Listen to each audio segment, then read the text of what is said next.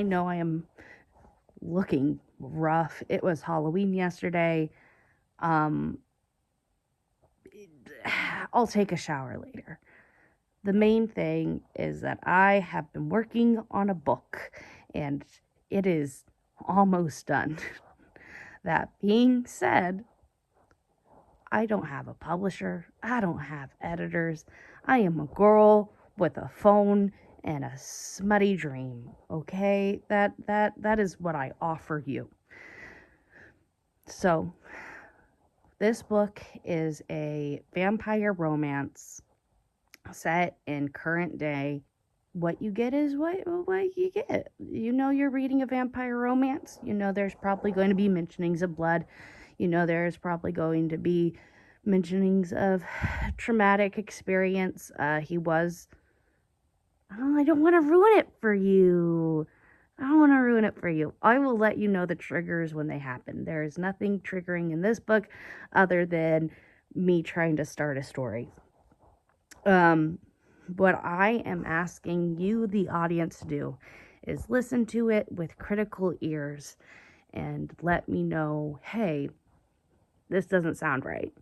Also, I am not a professional voice actor, so please, oh please, know that yes, I say words wrong. The words went by. They went real fast. I know. Forgive it. Forgive it. If you really want to, I will also say, like, there are random parts where it's like, why did you put that there? I have it sectioned off. You might see it where it says, like, 6 months and some change later. That's a time-lapse section. It makes sense in the Google Doc. Doesn't make so much in this video. If you are wanting the Google Doc, you are wanting it early, let me know. There's several chapters, and what you read there will not be the complete, because obviously I am asking you to look at it and read it and tell me if you like it, you know? Preferably be nice, but nice doesn't make art sometimes. Nice doesn't make art sometimes. What you're about to hear and look at is just what I have written, the prologue, the start of the book. I don't think I'll have this explanation at the beginning of all these videos. And maybe I'll find a better way to do it in the future. But as for now, this is just going to make sure that I am sticking to my goals of getting this out. I'm hoping that I have a new video every other week. So it will give me time to write, it will give me time to read, and it will give me time to make a video for you guys. Yeah, dang. Okay, I'm gonna let you listen to it. I'll see you at the end. Deep in the middle of nowhere, Oklahoma, a bell above the door chimed, sharp against the hum of the coolers. Sam looked up from the register, still thinking about what to do next. The small gas station was in a state of complete chaos. The place smelled faintly of gas and burnt coffee and the kind of scent that had soaked into the walls. Fluorescent lights flickered overhead, casting a harsh white glow on the aisles lined with sun-faded chip bags and dusty cans. A ceiling fan spun lazily above the counter, its blades clicking with every turn.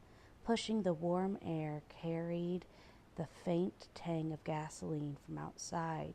The floor tiles were cracked and mismatched, the corner freezer still wearing hand-written sign that said, "Out of order," in fading red ink. A woman slipped inside, the cold trailing after her. The woman's hair was a little wind-tossed, as though she'd come straight from the road. The faint smell of cheap diner grease clung to her coat, mixing with something softer. Soap, maybe, or the lingering chase of perfume long since faded. She moved with a purpose, heading straight for the coffee. It struck Sam in that instant that she hadn't fumbled or hesitated. The ease of her stride marked her as someone who had been here before, who had known exactly where the coffee was, who carried herself like she was used to surviving on routine. Her dark eyes were sharp, scanning her surroundings with quiet awareness before settling on what she came for. New guy, she said, her eyes flicking over to him, sharp but playful. What? What happened to Ron? Sam blinked. Ron?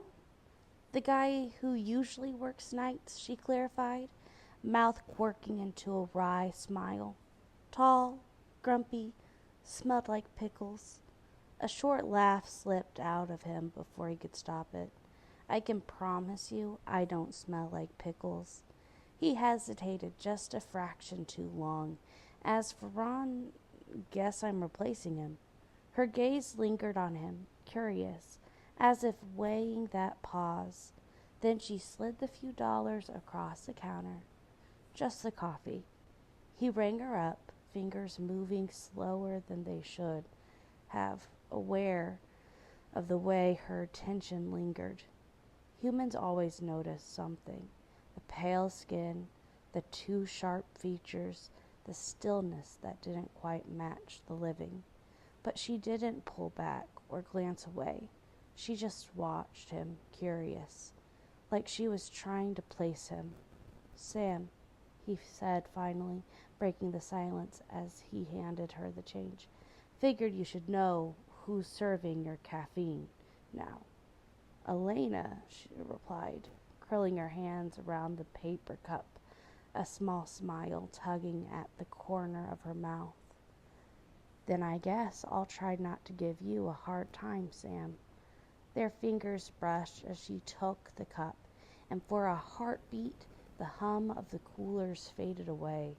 They held each other's gaze just a second too long, not enough for it to be strange, but enough for both of them to notice before she turned towards the door, her reflection flashing once in the glass before vanishing into the dark. See you around, Sam, she said over her shoulder. The bell chimed again as she slipped into the dark early morning, and Sam found himself staring after her longer than he should have. First night, and already something had shifted.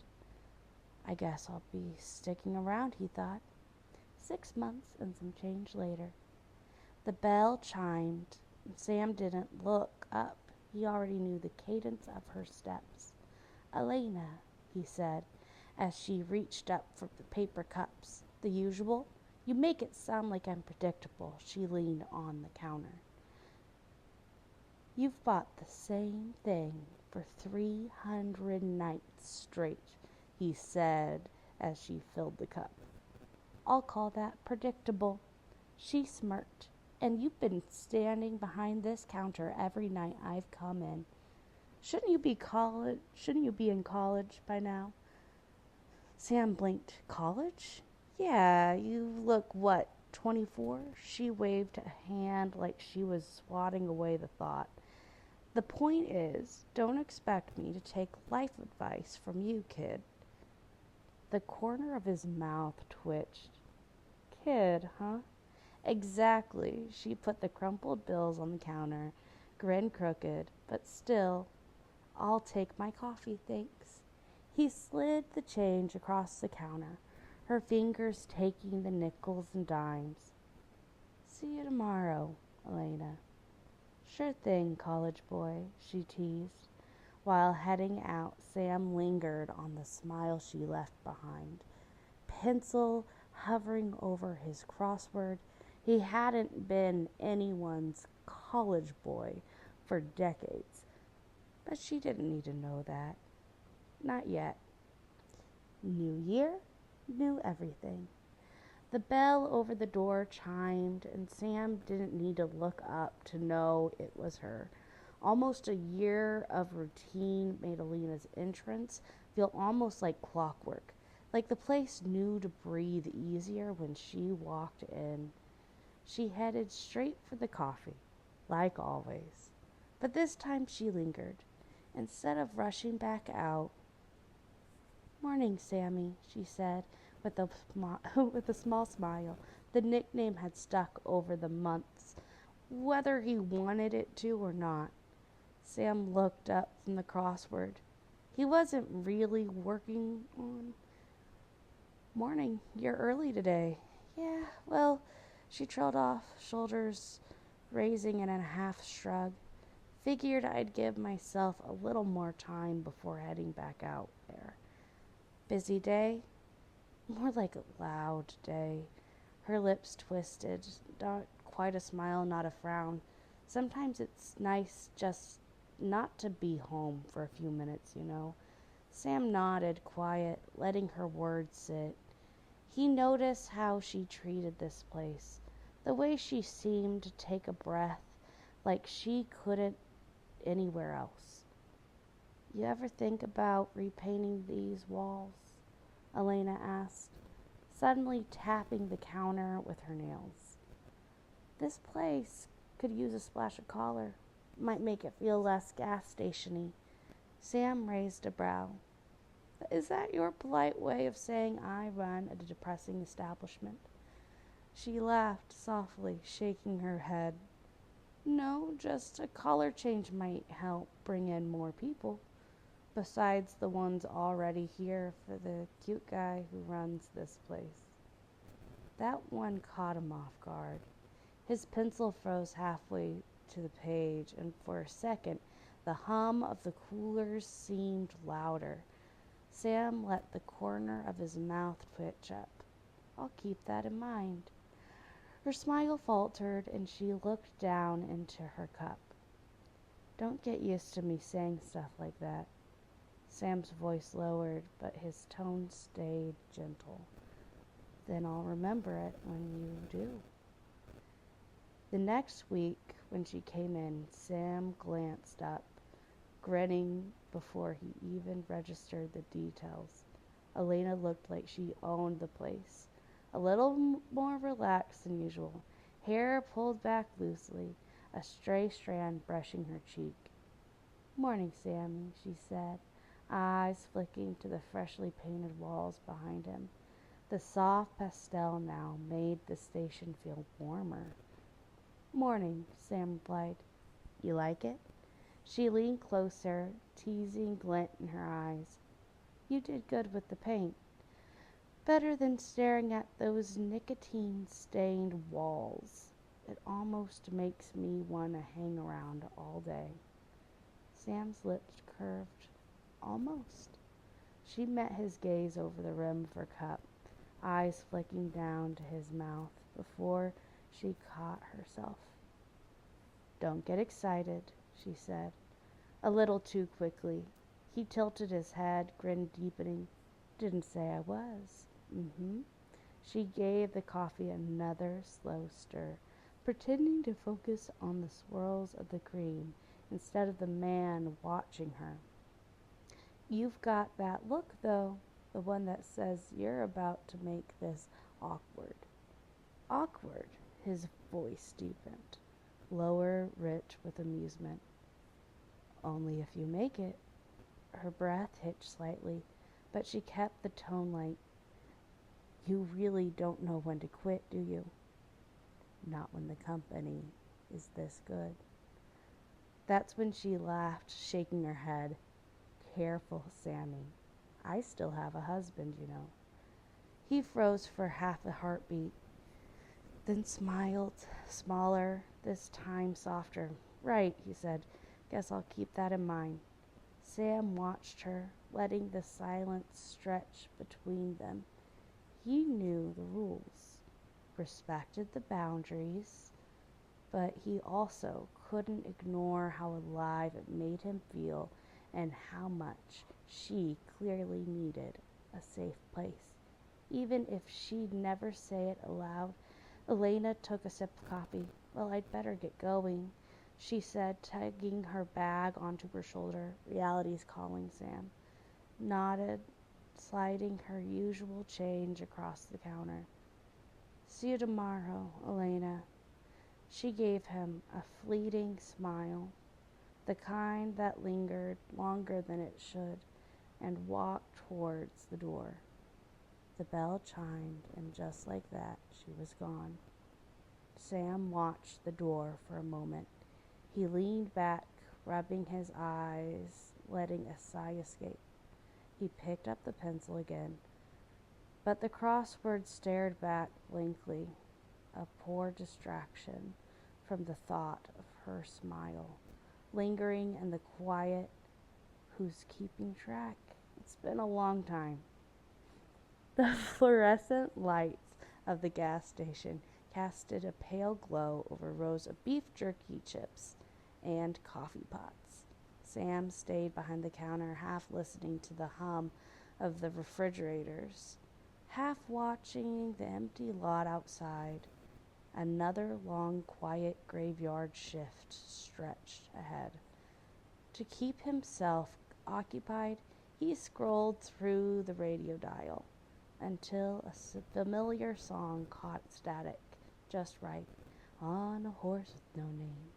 He hummed along quietly, letting the music fill the silence between the customers.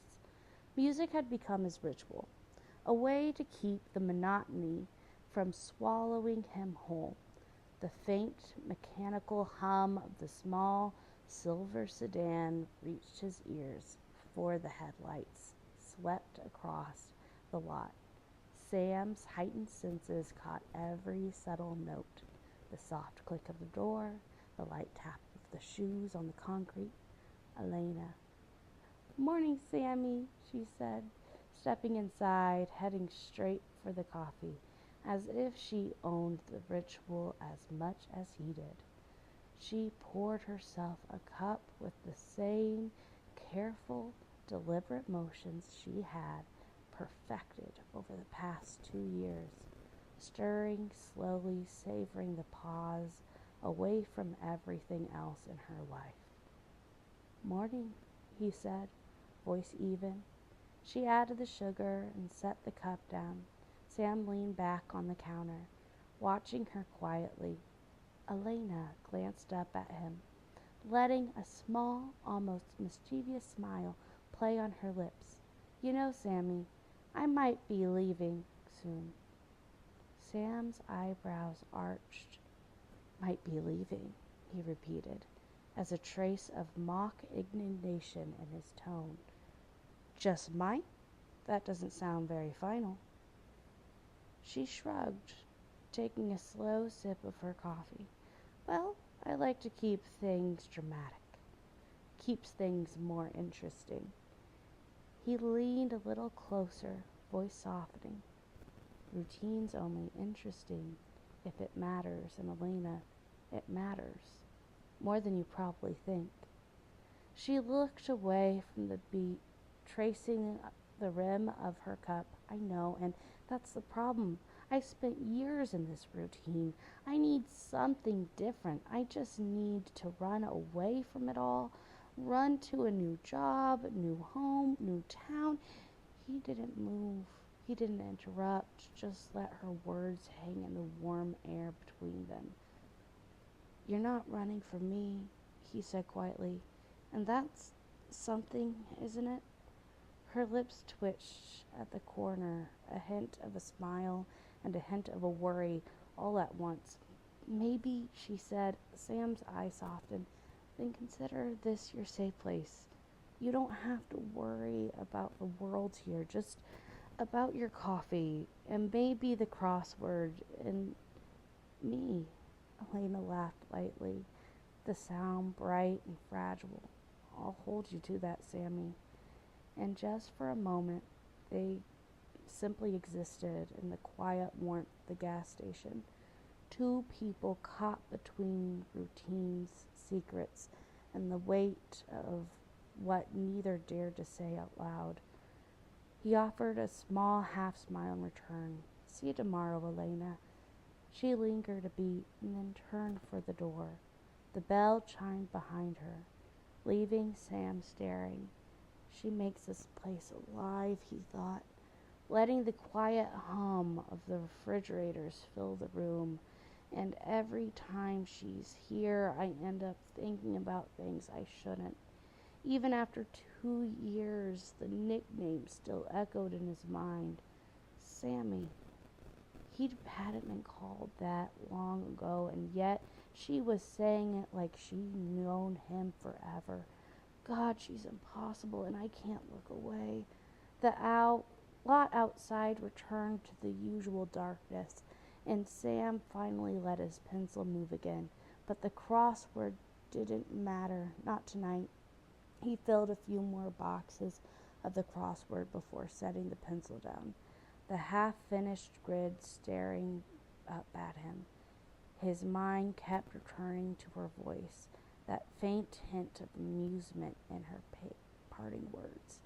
He wondered what triggered the sudden change, and how things would be different from here on out. Her heartbeat had been a little quicker tonight. He'd heard it in the pause between her words, how it picked up when she looked at him. His gaze drifted to the clock behind the counter. 2 more hours before the sun crept up, and he would return home. He glanced at the half-finished crossword. Sam swallowed against the dry ache that lingered at the back of his throat.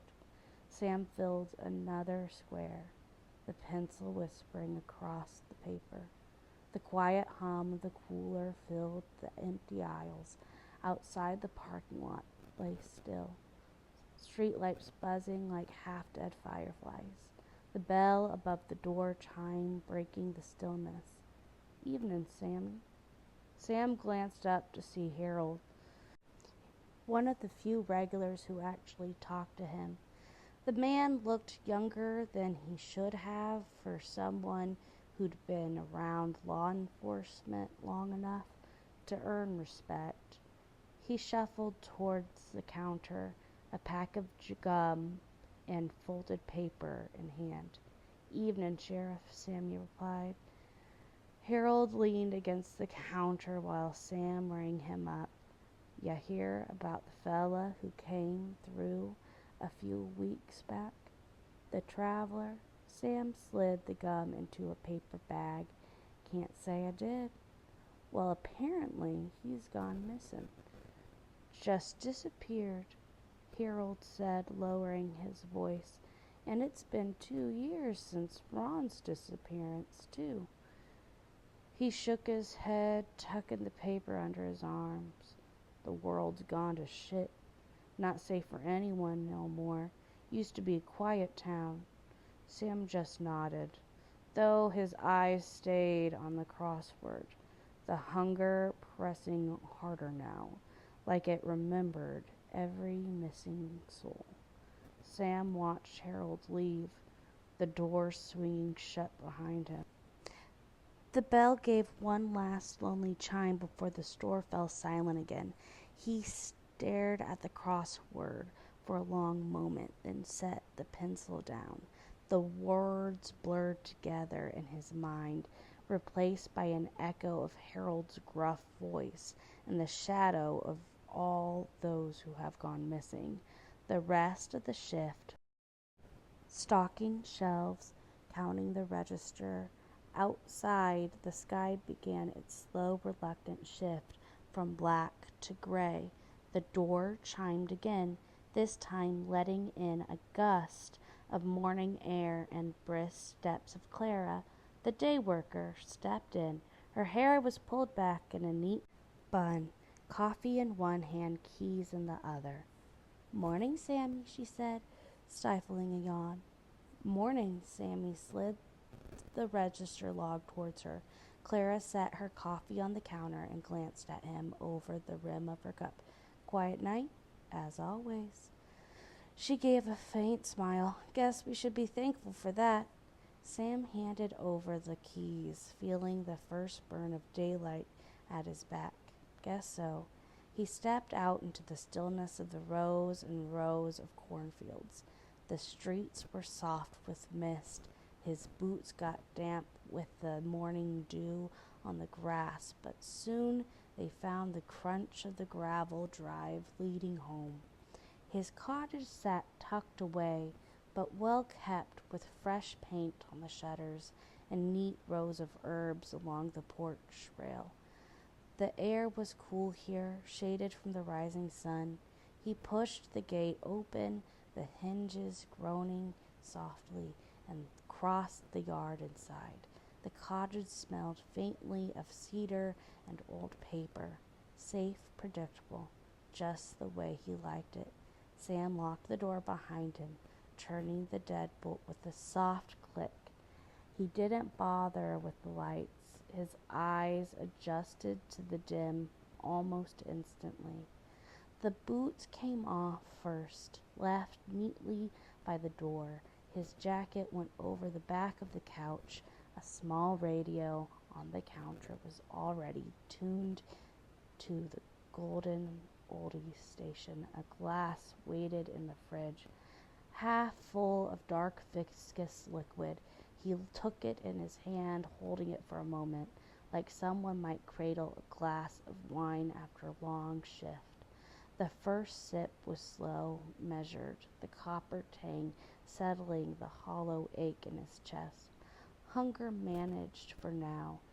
He rinsed the glass, drying it before returning it to his place. That part always mattered. The ritual, keeping things neat and control. Sometimes he read, sometimes he just listened to the sound of the wind through the oak. But always in the back of his mind there was the steady pull of hunger and the memory of a woman's voice from the station. Amusement curling at the edges. Elena was real, the kind of person who didn't fuss over her appearance, but still brushed a stray strand of black hair behind her ear when she caught him looking. Straight shoulder lengths, sometimes tied back, sometimes falling loose, and when it did, he thought it made her look younger, softer. Her eyes dark brown, almond-shaped, but restless. They shifted on him like they couldn't settle, warm and soft one moment, sharp and searching the next. Honest eyes dangerous for him because they told him things she never said out loud. He swore he could feel her heartbeat in them before he ever heard it with his own ears. She always looked a little tired, faint lines at the corner of her eyes, shadow beneath them, but he didn't see weakness there. He saw someone who had carried too much, too long, and was still standing. That kind of strength humbled him. He didn't know if she realized she had it, and her smile, she rationed it carefully, like she didn't want to give too much away, but when it came, it wasn't small, and it wasn't the kind of smile that lit up the whole room. That smile could pull him straight out of the dark, whether she meant to or not.